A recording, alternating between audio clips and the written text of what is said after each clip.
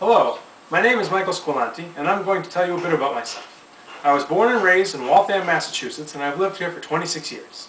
I went to high school at Boston College High School, which was founded by the Jesuits. For my undergrad degree, I went to Hobart College in Geneva, New York, where I received my Bachelor of Arts degree in Computer Science in May of 2004. From there, I went to Bridgewater State College in Bridgewater, Mass. and received my Master's of Science in Computer Science in May of 2007. And currently, I am enrolled in the Graduate Certificate Program for IT Management at Brandeis University. So far, so good. Now, let me tell you a quick story about how I became interested in computer science. It all starts way back in 1996, when my family and I first signed up for AT&T's WorldNet Internet service.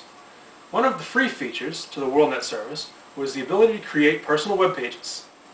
Now, this was in the day before MySpace and Facebook, and if you wanted a web presence, you had to create a personal web page. So, one summer, I did. I learned HTML, which is the programming language to build web pages, and I slowly built a small website. As I learned more HTML, I built a bigger web page. It eventually became 4 or 5 pages long, and it was a pretty good hobby at that point. A couple of years later, in high school, I took my first programming class, C++. This was very exciting.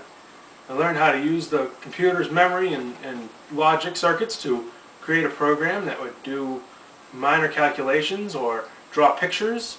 I even made a program that calculated interest rates depending on what day, what month, what year it was. Very exciting.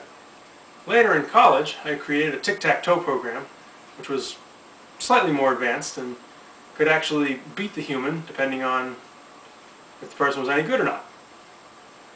In college, I created a robot for one of my computer science classes.